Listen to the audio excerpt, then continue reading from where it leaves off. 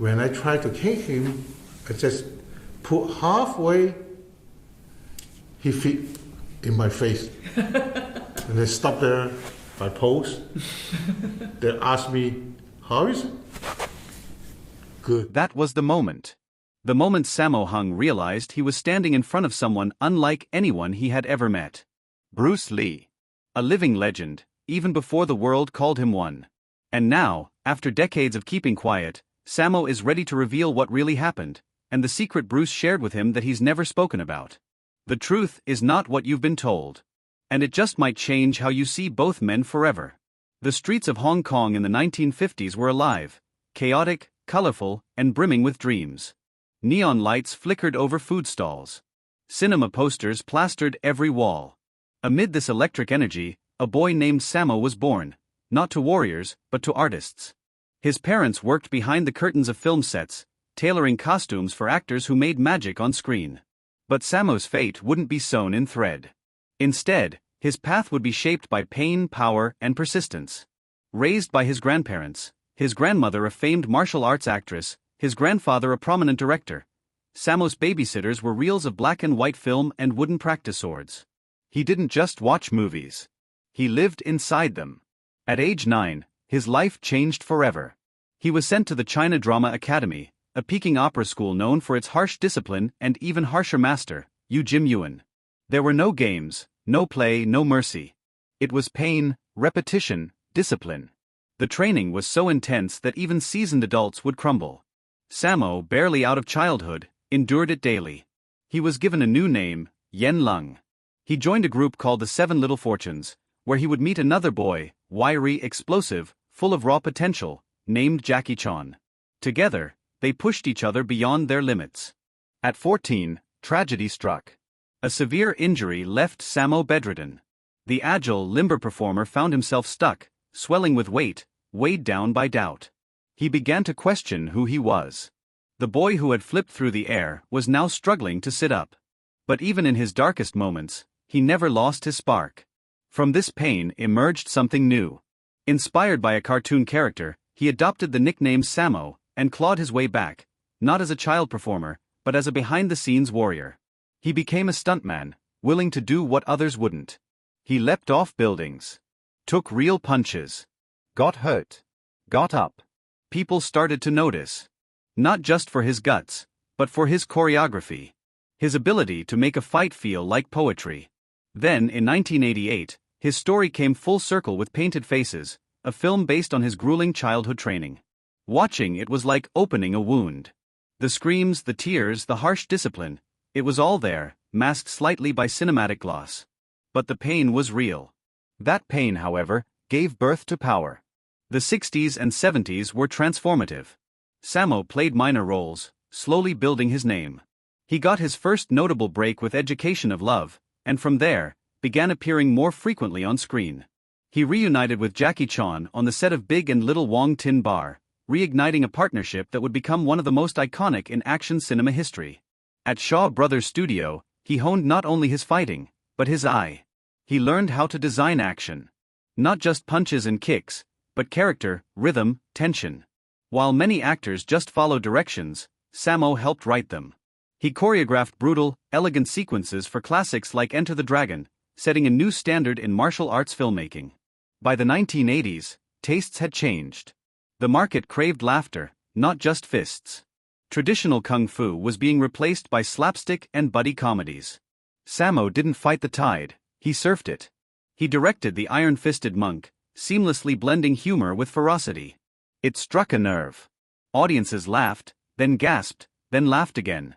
He followed it with the Lucky Stars series, teaming up with Jackie Chan and Yuan Biao. Together, they redefined martial arts cinema, making it funny, human, chaotic, and heartfelt. But success came with shadows. The industry demanded more faster. Sammo pushed himself to the edge. Behind the scenes, relationships strained. The pressure to remain number one began to weigh heavily. His films, once drenched in fantasy, began to shift.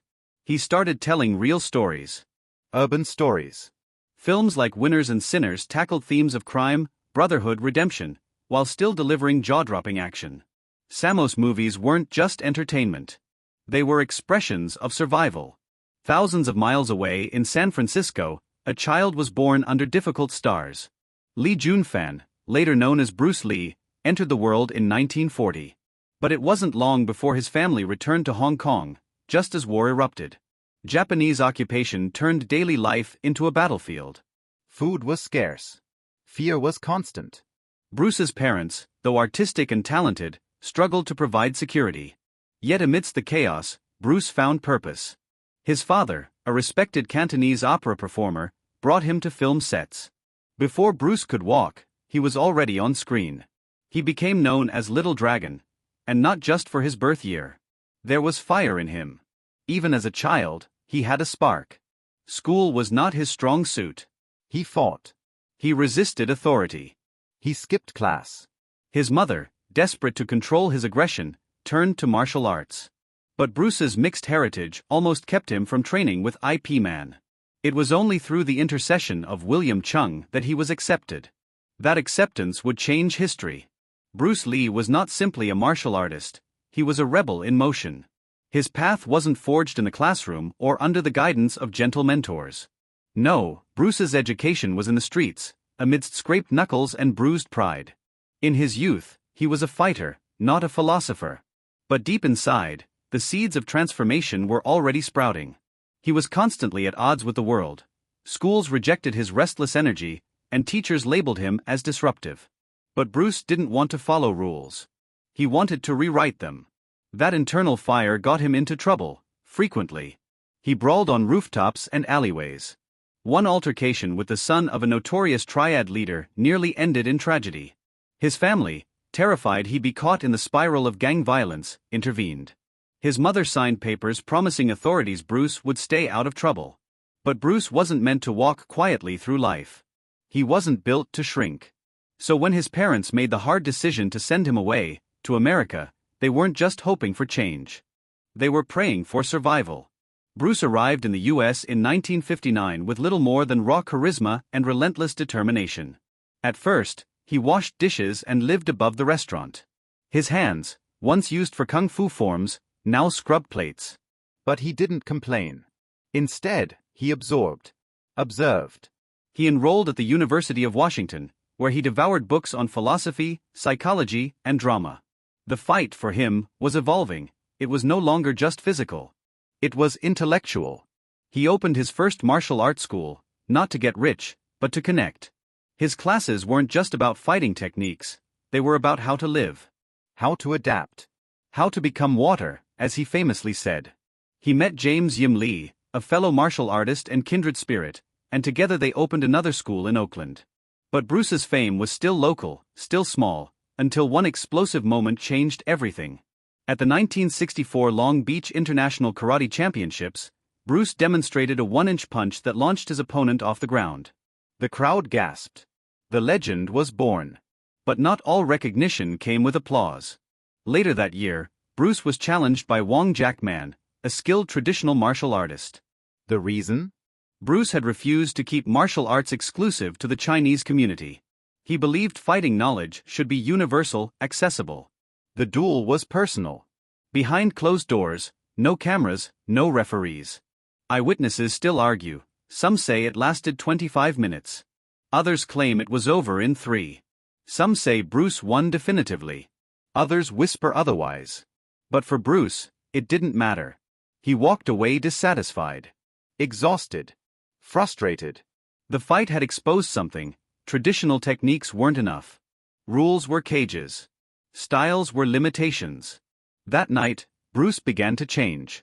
From that spark, he created Jeet Kune Do, a martial art with no fixed form. Absorb what is useful, he said. Discard what is not. He rejected rigidity, tradition, and ego. He taught freedom, fluidity, reality. His movement became a philosophy. And the world began to listen. As Bruce's star rose in America, he began training celebrities. James Coburn, Steve McQueen, Sharon Tate, Roman Polanski. He wasn't just teaching them punches, he was teaching presence, confidence, discipline. Hollywood noticed. He was brought in for choreography, script advising, and eventually, acting. But racial stereotypes still ran deep. Despite his skill, charisma, and screen presence, Bruce kept getting passed over for leading roles. Tired of being a sidekick in a system that refused to let him shine, Bruce made the boldest move yet. He returned to Hong Kong. There, the public welcomed him as one of their own. The Big Boss exploded at the box office. Fist of Fury followed, and with it, Bruce became a phenomenon. Then came Way of the Dragon, where Bruce took full creative control. He wrote, directed, starred, and even choreographed one of the greatest fight scenes of all time, his duel with Chuck Norris in the Coliseum. Hollywood came knocking again. Enter the Dragon, a co-production with Warner Brothers, was Bruce's final triumph. The film was poised to launch him as an international superstar. But the Dragon never got to see it fly. Bruce died in July 1973, just 6 days before Enter the Dragon premiered. Shock echoed across the globe. A man who had just climbed to the peak had vanished in an instant. He was 32. In the aftermath, director Robert Klaus scrambled to finish Game of Death, piecing it together using doubles and old footage. The final product featured only minutes of real Bruce, but those minutes were enough to remind the world of his genius. Still, fans felt betrayed. The legend had become a product. Then, years later, lost footage emerged, raw, vibrant, electric. And suddenly, Bruce wasn't just a memory, he was alive again, even if only for moments. His daughter, Shannon Lee, made it her mission to continue his legacy.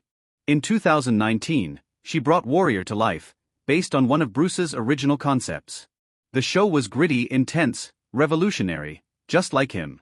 And in 2021, The Silent Flute, a script Bruce co-wrote with James Coburn, was resurrected as a miniseries.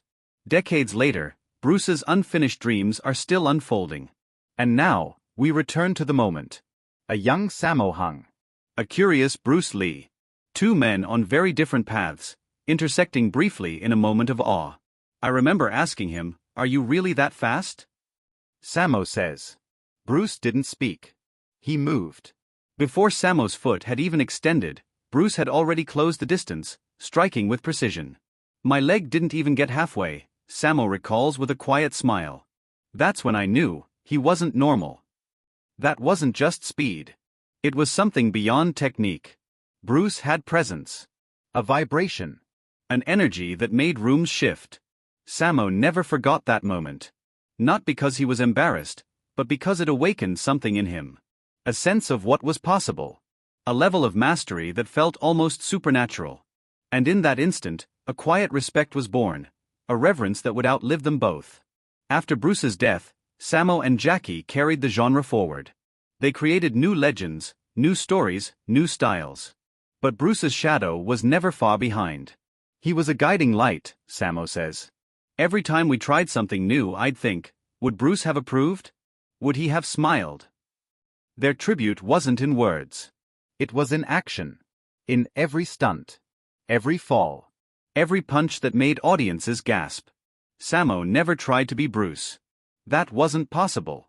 But he did what Bruce would have admired. He kept evolving. Kept fighting. Kept creating. Now, decades later, Sammo finally shares the truth. Not to steal the spotlight, but to honor a brother. A mentor. A myth who was, at his core, a man. And that man changed the world. This isn't just a story of two martial artists. It's a story of legacy. Of struggle. Of mutual respect that defied time, fame, and even death. Because behind every legend is a human being. And behind every strike is a story.